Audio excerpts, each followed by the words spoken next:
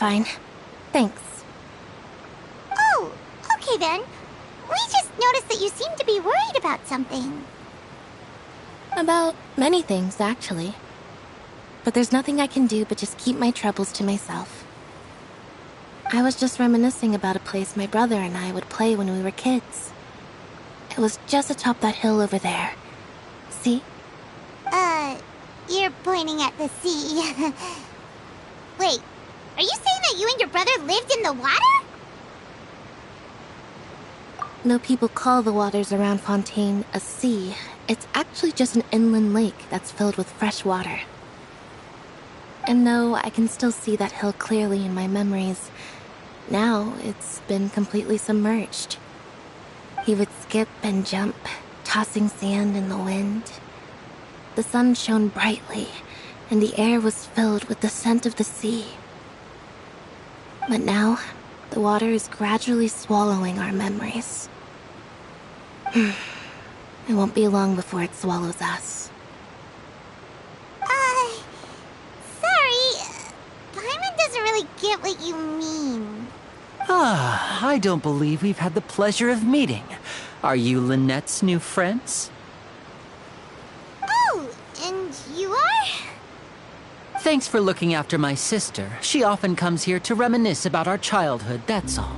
There's no need for any concern. Oh, allow me to introduce myself. I'm Linny, and this is my sister Lynette. If I had to guess, I'd say you must be travelers from abroad. Nice to meet you! Paimon is Paimon, and this is the Traveler. We just arrived in Fontaine. We were just talking with your sister. Even though we didn't really get what she was saying. I see. It's unusual for Lynette to be so willing to talk with anyone. In fact, she seldom speaks at all. I'm usually the only one she ever talks to. Oh, really? Then you two are just like us! Paimon's always the one talking for some reason.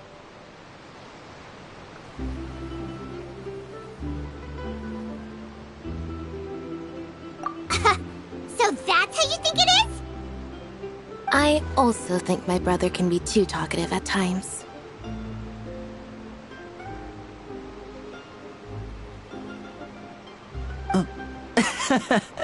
Seems you were right, Paimon. We are quite similar. So, what did Lynette mean just now when she said that the water is engulfing your memories? And that it won't be long before it engulfs you too? Oh, that. It's from a prophecy that's been circulating in Fontaine for some time now. Well, I suppose prophecy isn't exactly the right word, because that implies a certain amount of uncertainty. There's no doubt about what's happening in Fontaine now. Where to begin?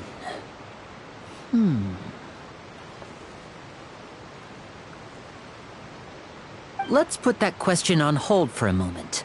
We still haven't formally greeted each other yet, have we? Did all the introductions earlier not count? Hello, traveler.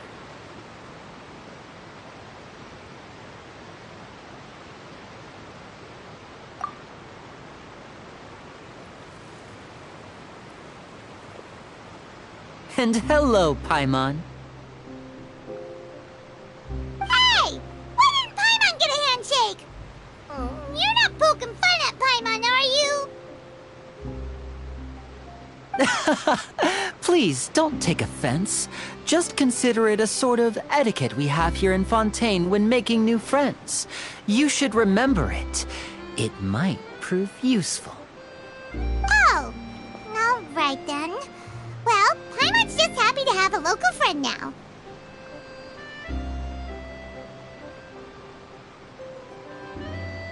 By the way, we were just getting ready to go to the Opera House to meet the Hydro Archon.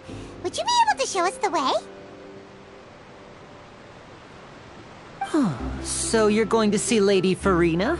No problem at all. In fact, I was planning to go to the Opera House later myself. I'll gladly take you once I finish things here. Please, follow me.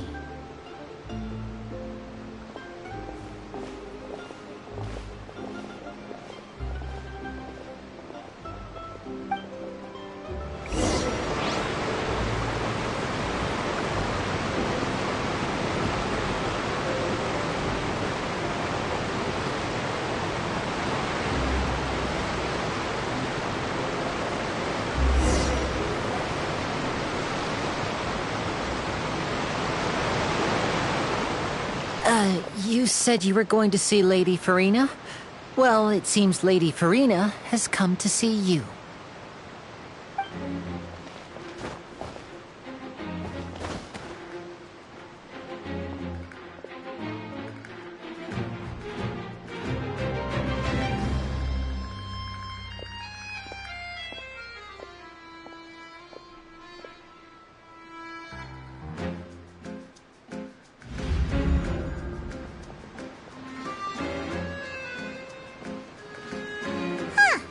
So, she's the Hydro Archon? But how did she know we were looking for her? My dear people, rich and poor, those with cup in hand and those with nothing at all, raise your glasses in celebration! If you don't have one, then just raise your hand in lieu.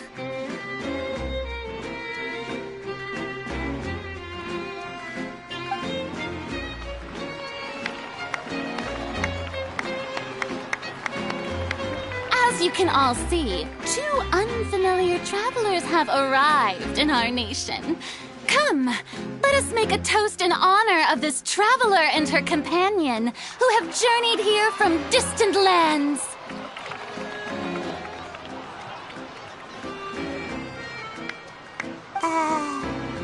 Is she talking about us?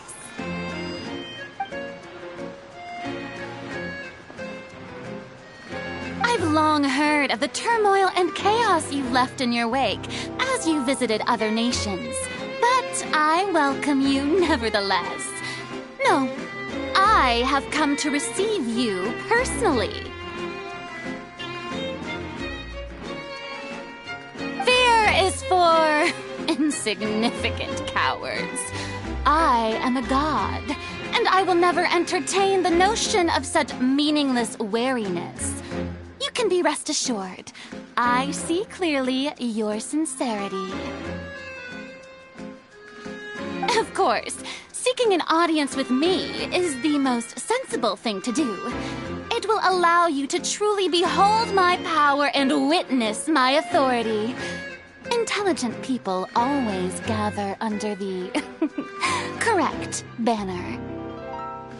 I, Focalor, hereby welcome you to the nation of Hydro and acknowledge the value and significance of your trip. Now, you may rejoice in this.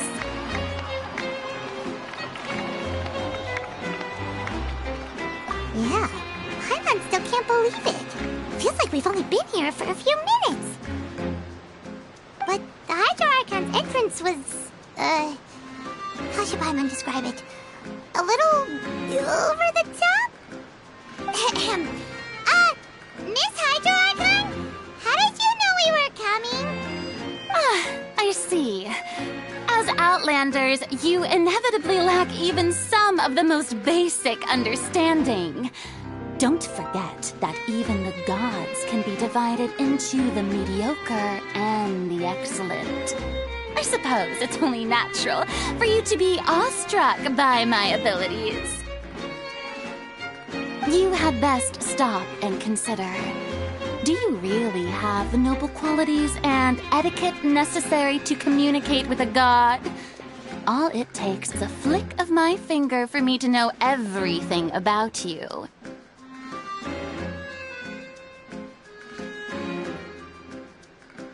Whoa, talk about sounding high and mighty.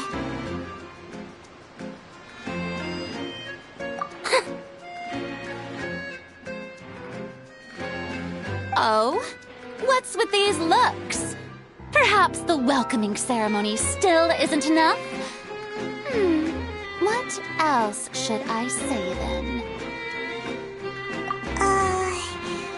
Is she waiting for us to start talking? Wow, I didn't expect to see Lady Farina here. What a surprise! Wait, does this mean they're the legendary blonde traveler? How did I not notice before? Hey, what's all the commotion? Oh, is that Lady Farina? Is there some kind of drama going on? Of course. That's the blonde traveler. The one all those stories are about. Lady Farina came here to personally see her. Oh, I bet this is gonna be the duel of the century. Ooh, I've got to see this. I knew Lady Farina would never disappoint.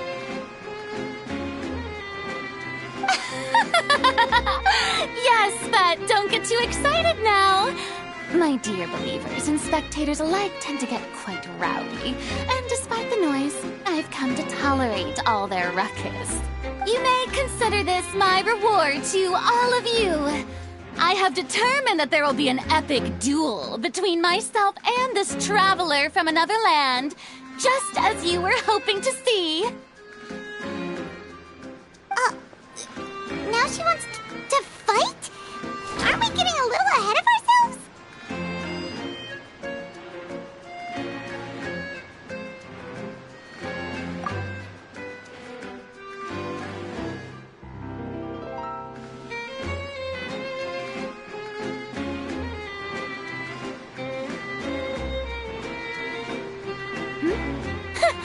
Are you not afraid?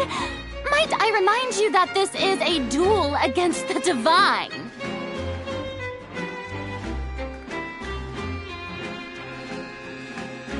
What are you trying to do, traveler? Provoking a god in front of her people?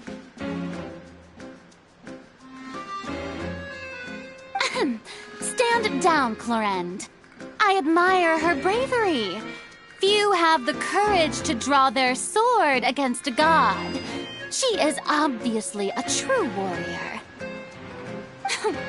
Unfortunately, people nowadays only crave to be thrilled, and a mere duel will not slake their thirst for excitement. Huh. Yeah, she's right. Just a duel wouldn't be all that interesting. On Araneus, criminals are always requesting duels to defend their honor. I'm getting a bit old, to tell the truth. You see. Then, as the god of justice, I shall face this traveler in another kind of duel. A duel in court! Whoa, all right! Now that'll be worth seeing! Right. This is Fontaine, after all. It's such a grand opera house, it would be a pity not to use it. Why do you care so much about the crowd's reactions? Seems you've spent a little too much time in the opera house. Besides, how exactly do you plan to have a duel in court? You mean you're going to put us on trial? Oh, we have reason to put you on trial. It's obvious, isn't it?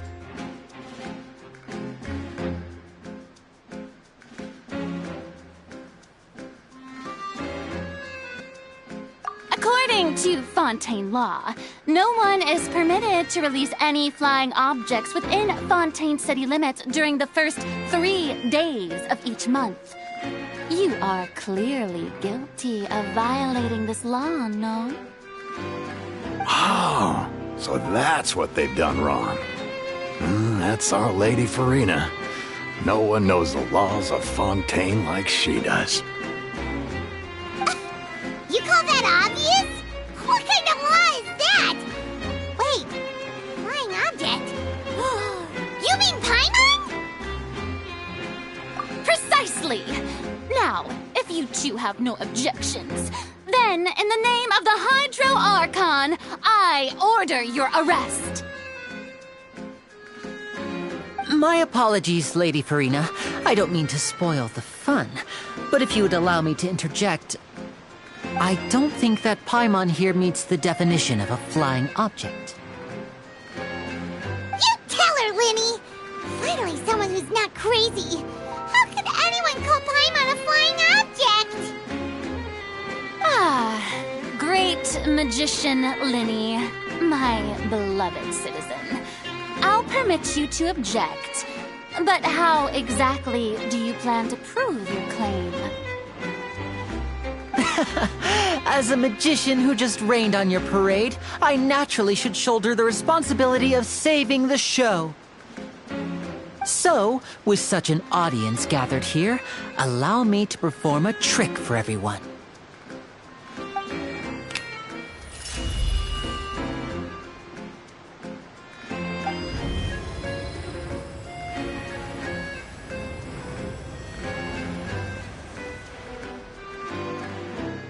Ta-da!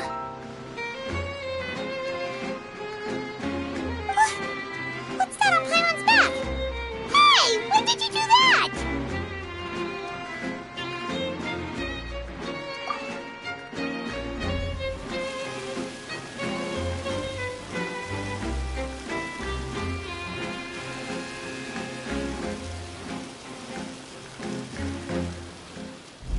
There.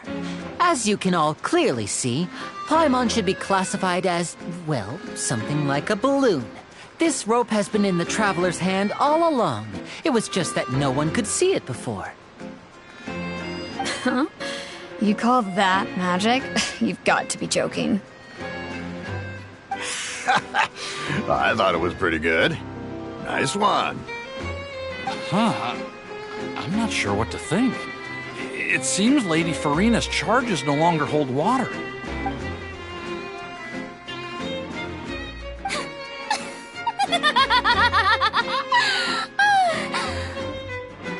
Amusing. Very amusing, Linny. Just the sort of unexpected twist that I enjoy. With you here, today's performance can finally be called complete. Performance? You see all this as a performance? In which case, consider the matter of your trial resolved. The god of justice will not bring charges against an innocent person. But when there are valid grounds, I will not only judge travelers from abroad, but even the gods of other lands.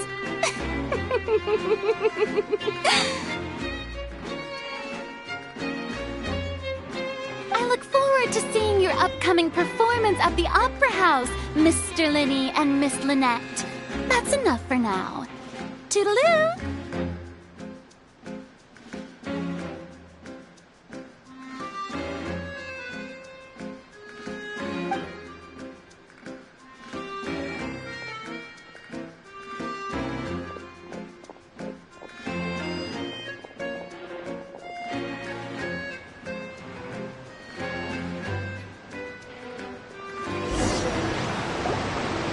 Just like that, she's gone. Well, that's the most unpredictable Archon Paimon's ever seen. He never even had a chance to ask her anything. But that's a problem for future Paimon. That whole scene just now was really... Don't mention it. I just happened to remember that there was such a law, so I did a little preparation, just in case. I didn't think it would actually come in handy. So, now do you see what kind of god Lady Furina is? She can be a bit confusing at times, but she is still amenable to reason. Anyway, Paimon had no idea you were a magician, Linny. It sounded like you'll be performing at the Opera House, right? I just know a few simple tricks I use to make a living. Lynette is my assistant. It will actually be my first time performing on the most prestigious stage in Fontaine, the Opera House. But isn't the Opera House where criminal trials are held in Fontaine? When there are no public trials being held, the Opera House hosts a variety of other performances. To the people of Fontaine, the line between a trial and a performance can be a little blurred. And speaking of performances, I would be remiss to forego this opportunity gifted by fate. Might I invite the two of you to see my performance? My brother's always excited to make new friends. Oh, sure. We don't really have anything to do now, and we wanted to go to the Opera House anyway. Splendid. In that case, why don't we go together? I'll show you the way. I just have something to take care of first. Oh, you really mean it? Then I'll take you up on your offer. This is a magical item known as a magic pocket. Perhaps you can help me distribute them to the people here. Huh? What are they going to use it for? About that... You asked me before about the prophecy, right? Let me start by telling you a little more about what it entails. I'm not sure exactly when it began, but a prophecy has been circulating around Fontaine. It says that every person in Fontaine is born with sin. No matter how the nation of justice holds trial after trial, this sin cannot be absolved. Until one day, the water levels in Fontaine will rise, and the sinful people will slowly be drowned. In the end, the people will all be dissolved into the waters, and only the Hydro Archon will remain, weeping on her throne. Only then will the sins of the people of Fontaine be washed away. That sounds pretty gloomy. Why are people in Fontaine born with sin? What is that supposed to mean? There are lots of guesses. Some say that the ancestors of Fontaine stole the power of the seas and stirred its wrath. Others say that the people of Fontaine never heeded the first Hydro Archon's warnings and offended Celestia.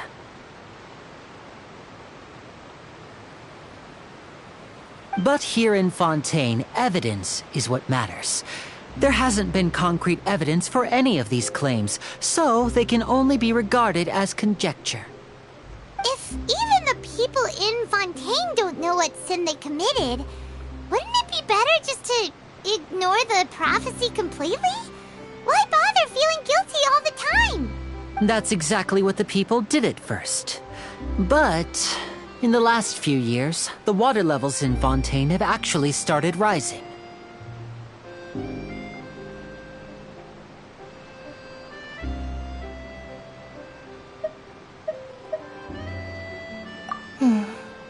Many places have already been completely submerged, and now lie beneath the sea.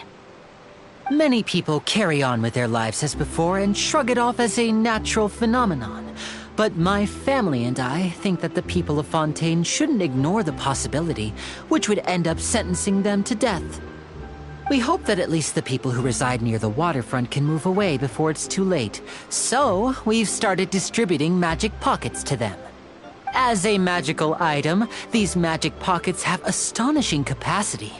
I'm sure they will come in handy when people are moving their belongings. Oh, Paimon gets it! It's like preparing for a rainy day! But this is more than a bit of rain. Perhaps only absolute power could ever contend with such a catastrophe. But who knows? We're just tiny specks in the grand scheme of things. Now, if you'd like to help, then please give these magic pockets to anyone nearby. Be sure to convince them to take it, regardless of what they say.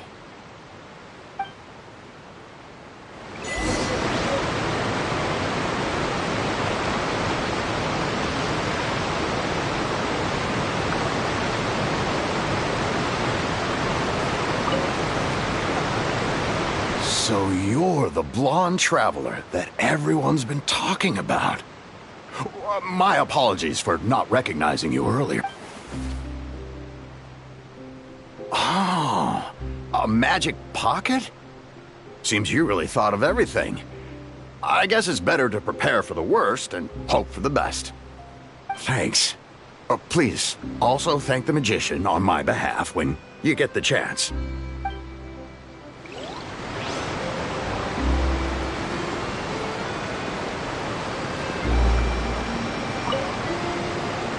What's this? So you also believe in the prophecy. Keep it. I won't have any use for it. What? You mean you don't believe in the prophecy? No, I believe in the prophecy. But I also believe in another story. The story says that people once lived in the ocean. They were one with the ocean and couldn't live apart from it. But as time wore on, people desired to live on land and developed blood vessels, encapsulating the sea within their bodies. Thus could people set foot on land. So, if you ask me, when the water rises and takes us all, it'll be like we're going home. Oh, we hadn't heard that one before. But people can't live underwater. They'll die! All right, I'll take it. I guess I just feel that being dissolved into the water doesn't necessarily mean death.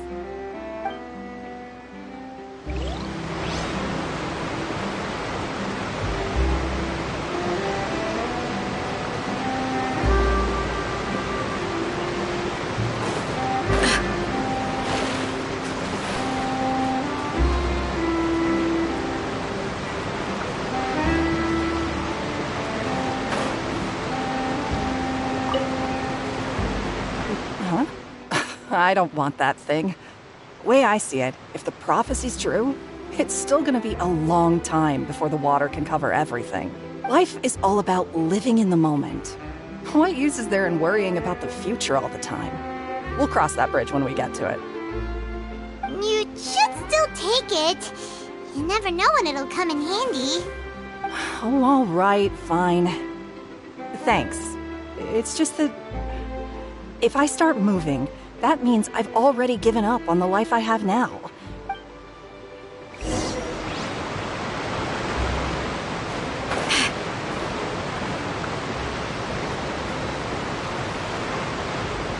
Oh? You already handed out all of the magic pockets? That was fast. So, what did people have to say? Yes, but that will change once disaster strikes. I know they'll change their minds, so it's only right to help them prepare. Is there anything else you need to do before we leave? Yes, one last thing. I have the magic pockets made by a workshop in the court of Fontaine.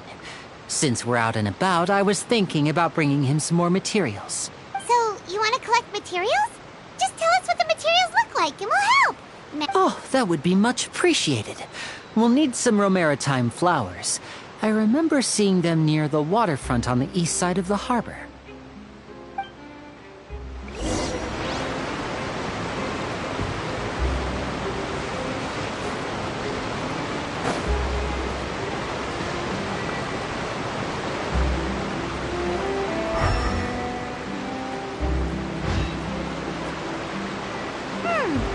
It seems we have to use Hydro to collect romaritime flowers.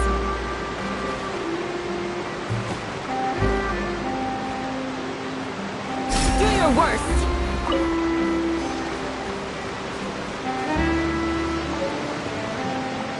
Yield!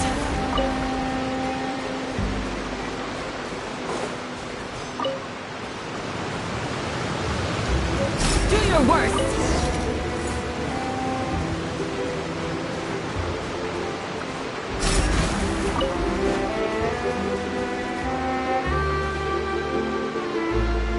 Yield!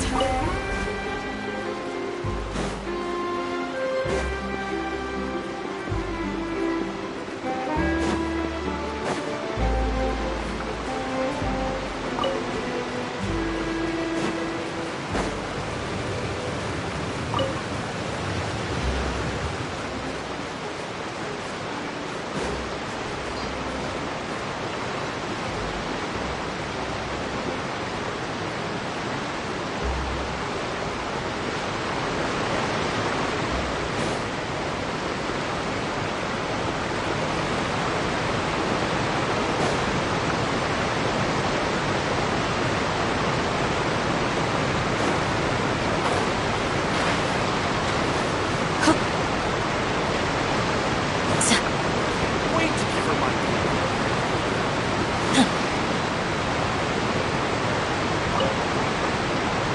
You made quick work of that. I can tell you're an experienced traveler. I've also finished collecting a few here. Maybe next time you'll feel like helping too, Lynette. No way. I'm in power-saving mode today. Otherwise, I fear I may not have any energy left for the performance at the Opera House. Fine. Though the performance is still a long way off. Now that we're finished here, we should get ready to head back to the court of Fontaine. So, we're going to the court of Fontaine before we head to the Opera House? Good. Paimon wants a tour of Fontaine's largest city and try...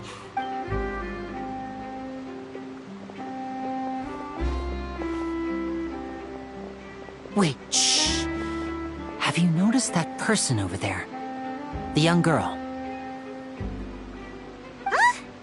What's wrong with her? Paimon didn't notice anything. She's obviously a thief. Magicians and thieves practice similar methods. We divert attention, and a distracted audience is one that won't discover what you're really doing.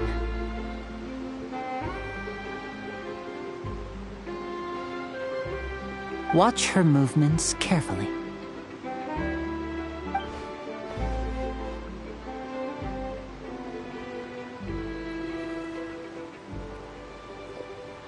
Oh, he's right! Shh, keep your voice down. We need to think of a way to catch her, but it seems she's very alert. Perhaps we should split up. You two can ride the lift over there and wait up top.